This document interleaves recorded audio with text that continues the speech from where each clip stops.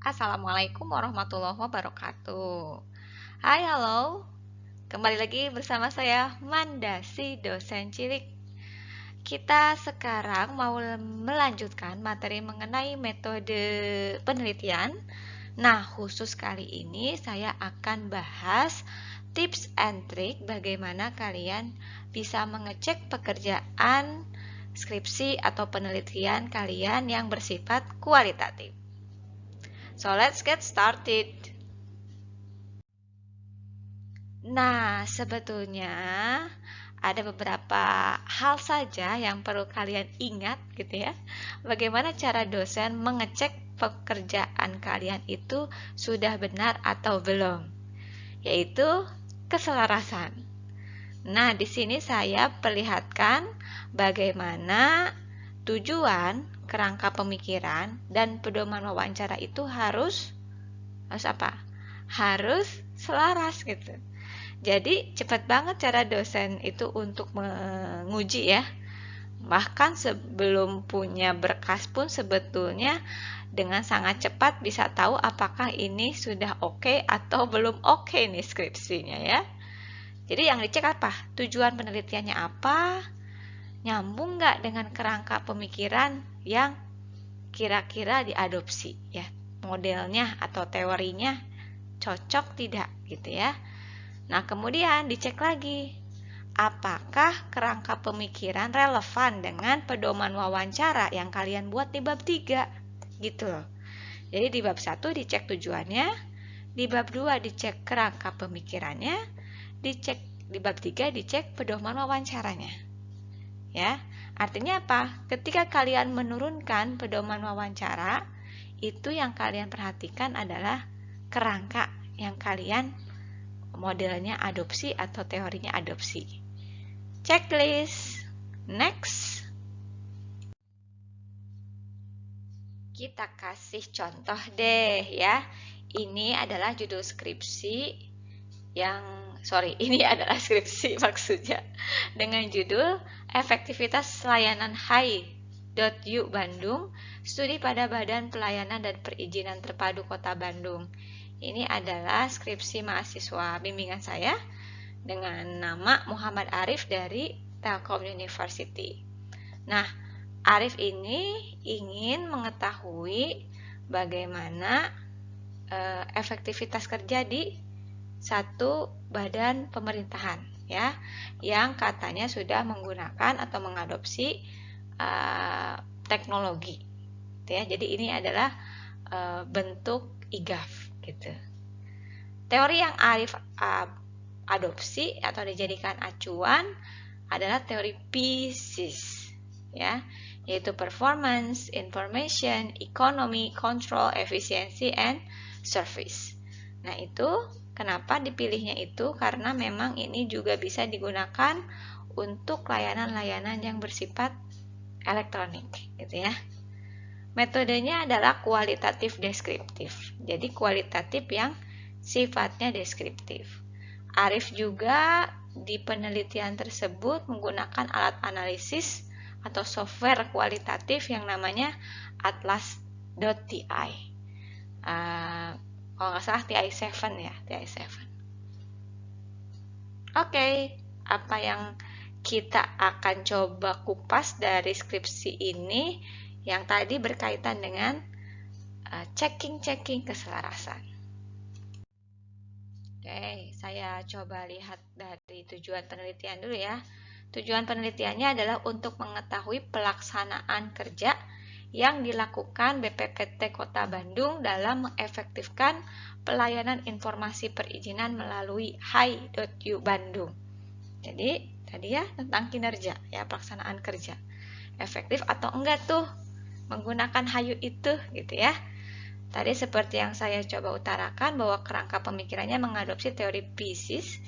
Nah, karena memang PISIS ini, HI ini bagian dari IGAF ya, yang dicanangkan sebagai rangkaian dari program Smart City Kota Bandung yang pada saat itu masih Pak Ridwan Kamil wali kotanya ya.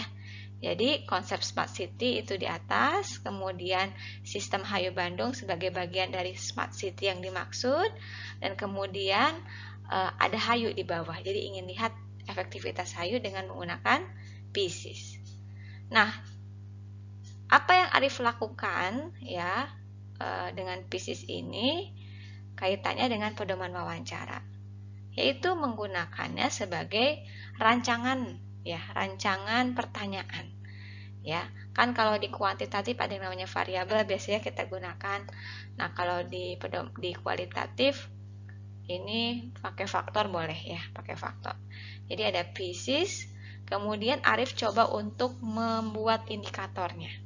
Indikator dari performance misalnya dia lihat dari volume pekerjaan, waktu tanggap, informasi itu dari terkini dan relevan, dari ekonominya ada data di input dan usaha, dari kontrolnya privacy data, dari efisiensinya biaya, dari servisnya konsisten, akurat, dan mudah digunakan. Indikator ini nantinya akan dikembangkan menjadi item pertanyaan.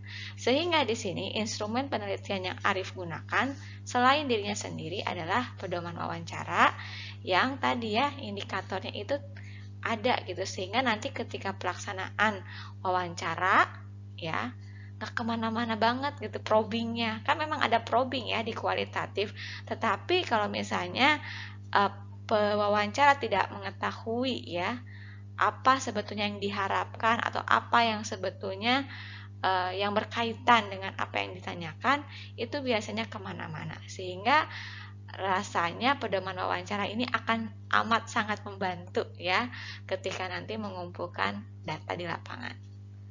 Oke, cek. Nah, berikutnya di metode penelitian kan sebetulnya tiap kampus beda-beda ya. Misalnya nih, ketika kita ingin memunculkan karakteristik penelitian, kan kita menjelaskan kita pakai penelitian metodenya apa, kuantitatif atau kualitatif. Ya, biasanya itu aja gitu ya. Tetapi sebetulnya di sini diharapkan teman-teman bisa mengungkapkan sejumlah ya karakteristik dari penelitian. Jadi jangan cuma satu aja dong gitu ya. Makin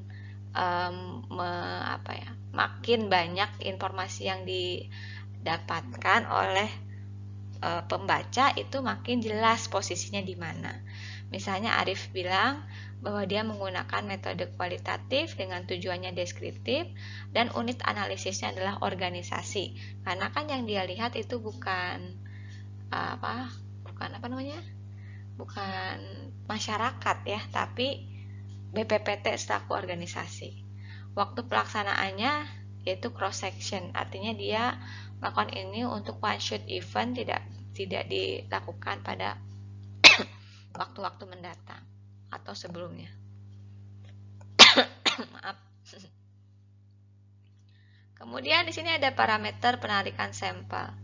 Nah, sebetulnya kan istilah sampling ini bisa digunakan dalam kualitatif, kan terserah kampus ya populasinya atau sampling metodenya seperti apa. Jadi kan biasanya pakai non probability sampling purposive ya kalau itu sampling metodenya. Nah, di sini Arif mengungkapkan parameter penarikan sampel ini yang jarang dibahas oleh mahasiswa ketika menggunakan kualitatif.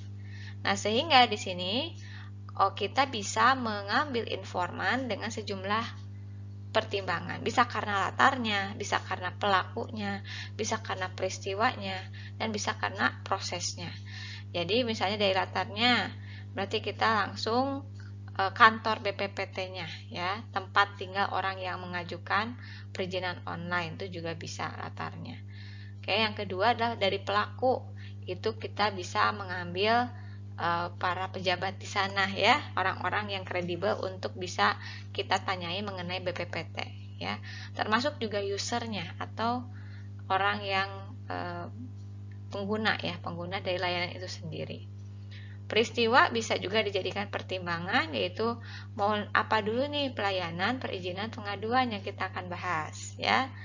Kemudian prosesnya bisa meminta pelayanan, mengajukan perizinan, atau memberikan pengaduan. Jadi ini adalah sejumlah parameter yang bisa dipertimbangkan ketika teman-teman mau mengambil sampel di kualitatif atau informan. Berikutnya adalah hasil dan pembahasan. Nah, ini kaitannya tadi dengan kerangka ya. Jadi ketika kita mengadopsi teori tertentu, teman-teman juga bisa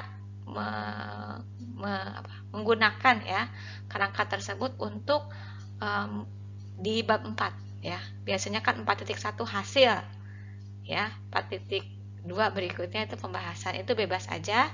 Tapi misalnya di sini Arif mencoba untuk memunculkan ya hasil satu persatu berdasarkan kerangka pemikiran, yaitu 4.1-nya performance, 4.2-nya ekonomi, 4.3-nya kontrol, dan lain sebagainya. Dan di 4.7 itu ada pembahasan. Jadi pembahasannya dia buat di satu subbab tertentu. Nah, yang di kanannya ada gambar tabel sama gambar keluaran software ya. Jadi maksudnya di sini di dalam masing-masing pembahasan, masing-masing hasil, Arif memunculkan hal yang sama seperti itu. Jadi ada narasumber, quotation atau pernyataannya apa, hasil quotation menggunakan software apa, kemudian dia pakai checklist. Nah, ini juga boleh ya di kualitatif, di bab 3-nya dibahas bahwa Arif menggunakan metode checklist ya ketika menganalisis. Itu boleh. Itu ada banyak juga sih, ada domain, ada komparasi konstan, dan lain sebagainya. Yes? Nah, jadi kebayang ya di tiap 4 titik subbabnya ada informasi seperti ini. Nah, berikutnya adalah kan sudah tuh sampai pembahasan, kan mau buat kesimpulan. Nah, tadi kan yang dicek tujuan, kerangka, dan pedoman wawancara. Ada satu lagi checklistannya. Ketika teman-teman mau memunculkan kesimpulan, pastikan kesimpulan itu memang menjawab tujuan penelitian dan kemudian relevan dengan hasil penelitian. Jadi ada 2 checklistan keselarasan ya di situ. Artinya apa? Nah, kalau misalnya di tujuan misalnya ada satu tujuan. Nah, pastikan di kesimpulan itu jawab aja tujuannya. Jadi nggak usah lagi ada redaksi-redaksi yang bersifat pembahasan, gitu ya. Jadi bedakan antara redaksi yang ada di pembahasan dengan di kesimpulan. Kalau kesimpulan cukup menjawab tujuan saja, ya. Dan cek lagi apakah hasil penelitiannya relevan dengan kesimpulan yang dibuat, gitu ya. Sip. Oke deh, selesai deh, cepet banget ya. Ya, memang seperti itulah gitu ya. Saya sendiri untuk mengecek selama bimbingan mahasiswa menggunakan kualitatif dan ketika sidang gitu ya. Tidak semua bisa atau paham gitu ya bagaimana cara membuat atau mengomentari ya, tentang kualitatif. Saya juga pasti masih banyak belajar. Itu saja yang saya bisa sampaikan saat ini. Terima kasih atas perhatiannya. Assalamualaikum warahmatullahi wabarakatuh.